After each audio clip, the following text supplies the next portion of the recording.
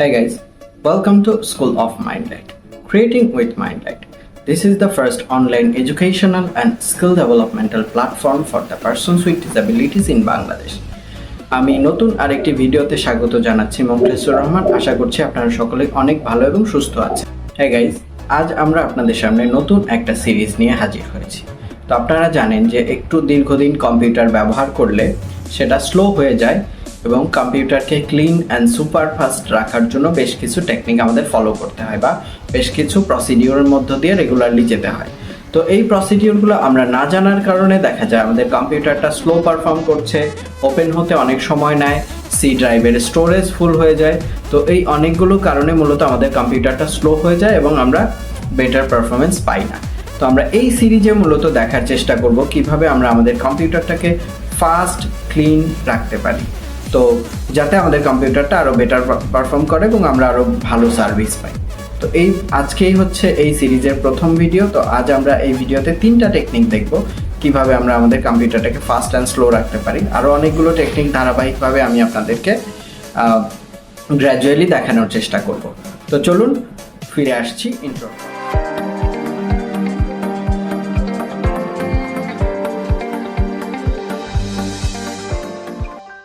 Welcome to school of Mindlight. আপনাদের সবাইকে আবারও ওয়েলকাম করছি আমি মোখলেসুর রহমান। তো আজ আমরা বলেছিলাম শুরুতেই যে আপনাদেরকে কিছু আমাদের কম্পিউটারটাকে কিভাবে ফাস্ট অ্যান্ড ক্লিন রাখা যায় তার কিছু টেকনিক আপনাদেরকে দেখাবো। তো আমরা প্রথমেই যে টেকনিকটা দেখব সেটা হচ্ছে আমাদের পিসিতে আমরা যে নতুন নতুন ফাইল ক্রিয়েট করি বা যে কাজগুলো করি তার সবই আমাদের রিসেন্ট ফাইলে জমা হয়ে থাকে, যেটা আমাদের সি ড্রাইভের স্টোরেজকে অনেকাংশেই হ্যাম্পার করে। তো সি ড্রাইভের স্টোরেজ হ্যাম্পার হওয়ার কারণেই মূলত আমাদের কম্পিউটারটি স্লো হয়। তো আমরা মূলত এখন যেটা করব যে আমাদের সি ড্রাইভের স্টোরেজটাকে ফ্রি করার জন্য রিসেন্ট ফাইলগুলো ডিলিট করে দেব। তো রিসেন্ট ফাইল ডিলিট করার জন্য আমাদের যেটা করতে হবে, জাস্ট উইন্ডোজ আর প্রেস করে রান অপশনে যেতে হবে। তো আমরা প্রেস করছি উইন্ডোজ আর রান ডায়ালগ টাইপ। আচ্ছা, রান ডায়ালগ আসার পরে আমরা এখানে লিখব রিসেন্ট, আর E C E N R E X X C E N T. এরপর এন্টার করব। Recent enter recent items view list box. To move to an item তো press the recent arrow enter key. করার পরে এই যে দেখেন Items view আমাদের multi select সব ফাইলগুলো এখানে আছে। first 1030 2020 এই যে এখানে end videos video untitled document 43 of 46. এখানে C40টা ফাইল টেম্প ফাইলে জমা, রিসেন্ট ফাইলে জমা হয়ে আছে। তো আমি এখন যেটা করব, জাস্ট এই সবগুলোকে সিলেক্ট করব। সিলেক্ট করার সহজ কমান্ড হচ্ছে Ctrl+A। Selected 2023-0. তো এগুলো সিলেক্ট হয়ে গেল। এবার Shift+ ডিলিট বাটন চেপে দিব যাতে হচ্ছে সব ফাইলগুলো ডিলিট হয়ে যায়। Delete. তো শিফট ডিলিট দেওয়ার সাথে সাথে এখানে অল্প ফাইল ছিল, তাই খুব দ্রুতই ডিলিট হয়ে গেল। এটা ছিল আমাদের প্রথম প্রসেস। এটা করার কারণে আমাদের সি ড্রাইভে অনেকখানি স্পেস ফাঁকা হয়ে যাবে এবং রেগুলার আমরা যদি করি আমাদের পিসিটা অনেকাংশেই ফ্রি থাকবে। এবার আমরা আমাদের দ্বিতীয় অপশনটিতে যাব। তো দ্বিতীয় অপশনটিতে যাওয়ার জন্য আমাদের যেটা করতে হবে, আমাদের আবারও ঠিক একইভাবে Windows+R প্রেস করতে হবে। Windows R run. এখান থেকে আমরা এখন লিখব %temp temp%। তো চলুন লেখা যাক Percent. T E M P. আবারও %। %. তো আমরা এখানে এই যে %temp temp% এটা লিখে এন্টার করে দিব। Enter.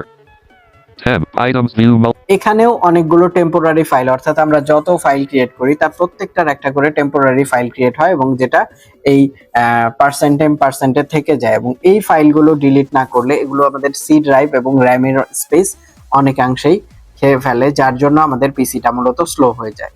তো এখানেও আমাদের একই কাজ। আমরা জাস্ট যেটা করব, এখানে প্রত্যেকটা ফাইলকে একসাথে ধরে Ctrl+A দিয়ে সিলেক্ট করব। selected setup 7/24/2023 2:39 p.m. text document 1 kbwc. এখানে সব সিলেক্টেড ফাইলগুলো জাস্ট অ্যানাউন্স করতে থাকবে। এখনো আমাদের ঠিক একই কাজ, জাস্ট আমরা Shift+ ডিলিট ধরে সবগুলো ফাইলকে ডিলিট করে দেব। Shift delete no yes button to activate press yes করে দিলাম। Temp items view multi select list box setup 7/ এখানে সবগুলো ফাইল ডিলিট হবে না, কেননা কিছু ফাইল আমাদের ব্যাকগ্রাউন্ডে রান হতে থাকে। তো যেসব ফাইল ডিলিট হবে সেই ফাইলগুলো আপনারা ডিলিট করে দেবেন, কারণ এখানে যা আছে ওগুলোতে কোনো সমস্যা হবে না আপনাদের। তো যখন ডিলিট হবে না, এরকম নতুন আরেকটা আপনাকে বলবে যে আপনি ফাইলগুলো ডিলিট করতে পারবেন না, একটা ডায়ালগ বক্স আসবে, তখন আপনি যেটা করবেন ওগুলোকে স্কিপ করে দেবেন। স্কিপ করার জন্য যেটা করতে হবে, আপনি অ্যারো কি দিয়ে Do this for all current items, checkbox not checked, space এটা চেক checked. করবেন। Try again button, skip button to active skip enter, button deleting enter করে দেবেন। 136 items from temp-25% complete. Pause the operation, এই যে checkbox এখানে not দেখুন কিছু file এখনো রয়ে 280 গেছে, C18. এই ফাইলগুলো ব্যাকগ্রাউন্ডে রানিং আছে, যার কারণে এই ফাইলগুলো ডিলিট হবে না। তো এই ফাইলগুলো ডিলিট না হলেও আমাদের কোনো সমস্যা নাই, কারণ আমাদের কাজ হয়ে গেছে। তো এবার আমরা যেটা করব, থার্ড প্রসিডিওরে যাব।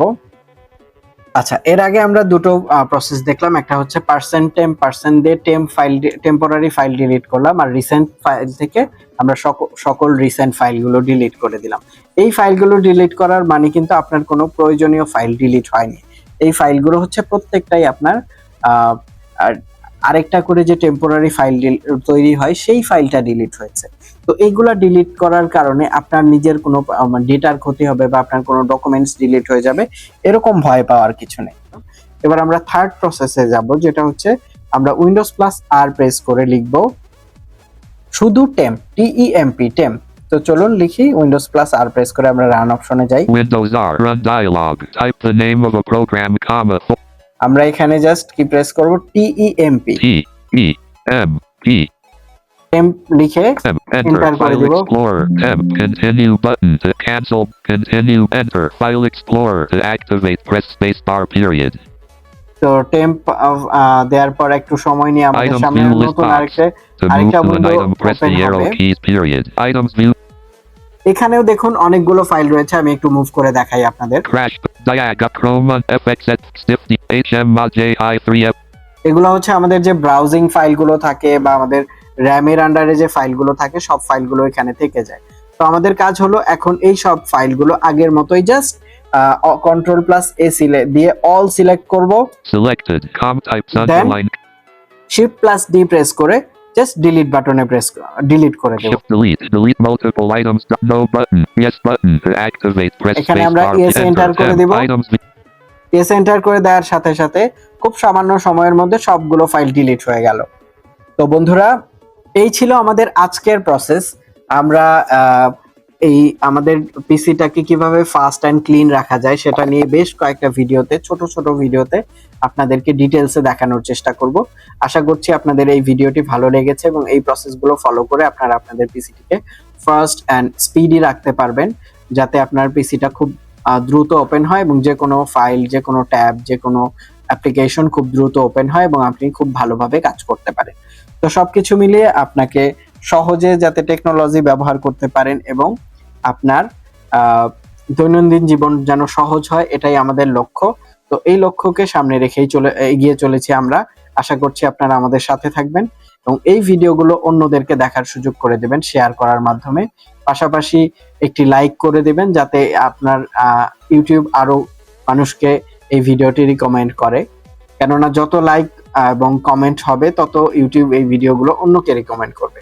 এবং কমেন্ট করে জানাতে পারেন আমাদের কোথায় এনহ্যান্স করা প্রয়োজন এবং আপনি আর কি বিষয়ে ভিডিও চান, প্লাস আমাদের ভিডিও তৈরির ক্ষেত্রে কোন কোন জায়গায় আরো উন্নতি করা প্রয়োজন, এবং আপনার যে কোনো মতামত, যে কোনো বিষয় আপনি কমেন্টে জানাতে পারেন। তো ধন্যবাদ সবাইকে, আশা করছি ভালো থাকবেন, সুস্থ থাকবেন। আবারও দেখা হবে নতুন কোনো ভিডিও। আল্লাহ হাফেজ।